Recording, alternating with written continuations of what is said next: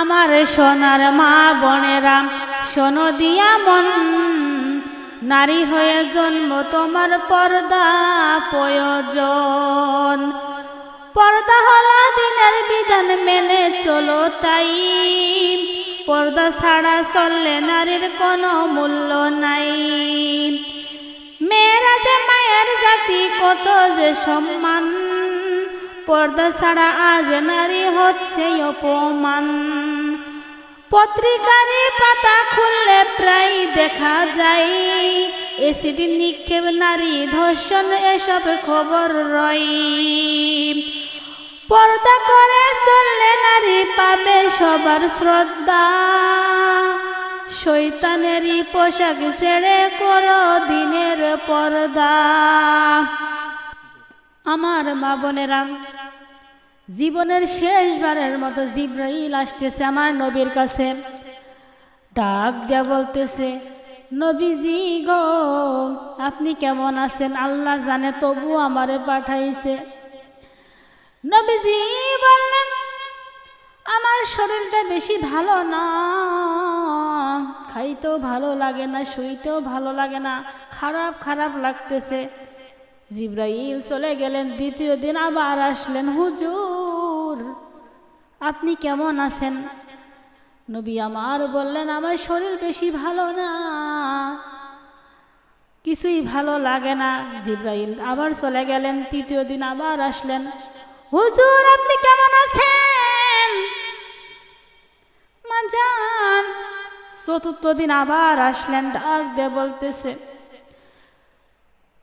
চতুর্থ দিন আবার আসলেন, একা আসে নাই রে, জিব্রাইল মালাকুল মাউতকে সাথে নিয়ে আসছে, আজরাইলকে সাথে নিয়ে আসছে। দরজায় দাঁড়ালেন,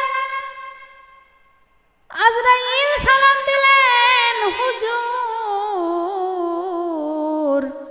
ঘরের মধ্যে কি আসতে পারি? নবী আমার বললেন, আসেন। অনুমতি দেওয়া হলো, অনুমতি দেওয়া হলো, আসতে পারেন।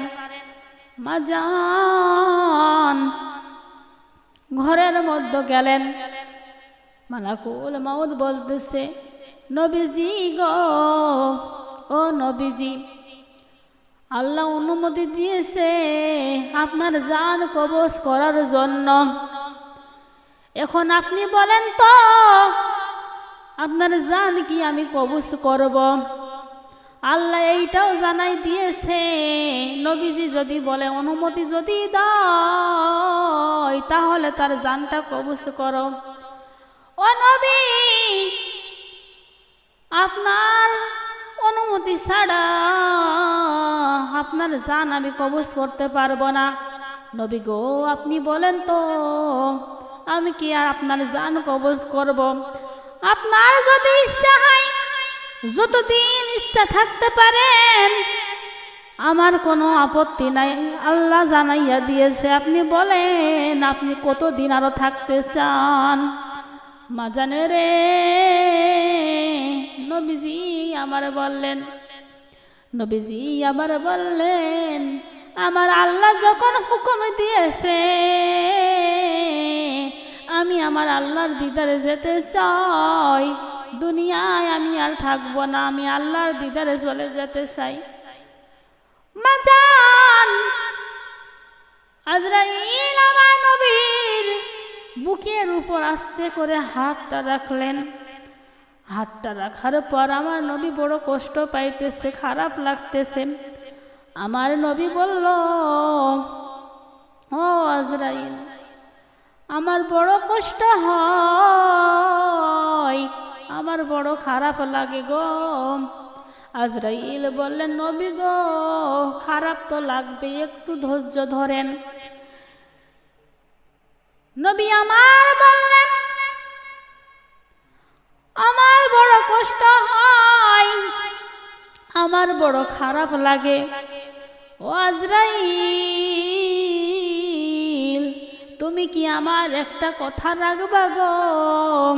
আমার একটা কথা কি তুমি রাখবা?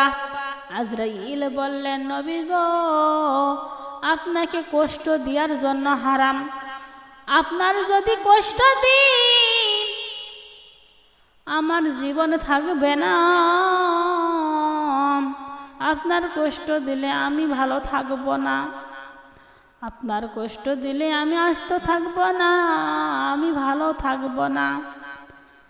মা জানে রে, আমার নবী এবার বললেন, আজরাইল রে, তুমি কি আমার একটা কথা রাখবা? আজরাইল বললেন, নবী আপনি বলেন, আপনি যা বলবেন আমি আপনার কথা রাখার চেষ্টা করব, আমি আপনার কথা রাখবো, আল্লাহ আমারে জানাইয়া দিয়েছেন। নবী আমার বললেন, আজরাইল রে, আমার বড় কষ্ট হয় রে, আমার বুকটা ফেটে যায়। আমার নবী চোখ দিয়ে পানি বাড়াইয়া গেলেন, অশ্রু পড়লেন। নবী আমার বললেন, ও আজরাইল, জান কবজ করা যে এত কষ্ট আমি আগে বুঝি নাই, তুমি কি আমার একটা কথা রাখবা? আমার উম্মতদের তুমি কষ্ট দিও না, আমার উম্মতদের তুমি কষ্ট দিও না, কষ্ট দিয়ে তুমি তাদের জান কবজ করো না। মা জানে রে, আমার নবী মৃত্যুর সময় উম্মতের কথা ভুলে নাই, আমরা ভুলে গেছি। আমার মা জান নবী মৃত্যুর সময় আমাদের কথা ভুলে নাই, আমরা নবীকে ভুলে গেছি। আমরা নবীর কথা মনে রাখি না, আমরা নবীরে ভুলে গেছি, নবী ভুলে নাই। নবী আমার আজরাইল রে বললেন, ও আজরাইল, আজরাইল গো, তুমি আমার উম্মতের কষ্ট দিও না। আজরাইল বললেন, নবী গো, আমি আপনার উম্মতের কষ্ট দিব না, কষ্ট দিব না। আপনার উম্মতরা যদি দুনিয়াতে ভালো আমল করে, একটা শিশু বাচ্চা যেমন দুধ পান করতে করতে মায়ের কোলে ঘুমাইয়া যায়, তেমনি ভাবে ঘুমিয়ে যাবে, কিছু টের পাইবে না। আর যারা দুনিয়াতে নিকৃষ্ট কাজ করে, খারাপ কাজ করে, দুনিয়া থেকে যখন বিদায় হইয়া যাইবে, মাজান একটা উট যদি 100 বার সুলা হয় যেমন কষ্ট পাবে, তার সে নিকৃষ্ট ভাবে আরো বেশি কষ্ট পাবে জান কবজ করার সময়। আমার মাজান, এই জন্য দুনিয়াতে ভয় করে চলবেন, না পাক থাকবেন না, পেশাব করে পানি নেবেন, পেশাব করার পর ওযু করবেন, 5 ওয়াক্ত নামাজ পড়বেন, না পাক থাকা যাইবে না। আপনি যদি পেশাব করে পানি ব্যবহার না করেন, আমার মাজান আপনার মৃত্যুর সময় বড় কষ্ট হইবে।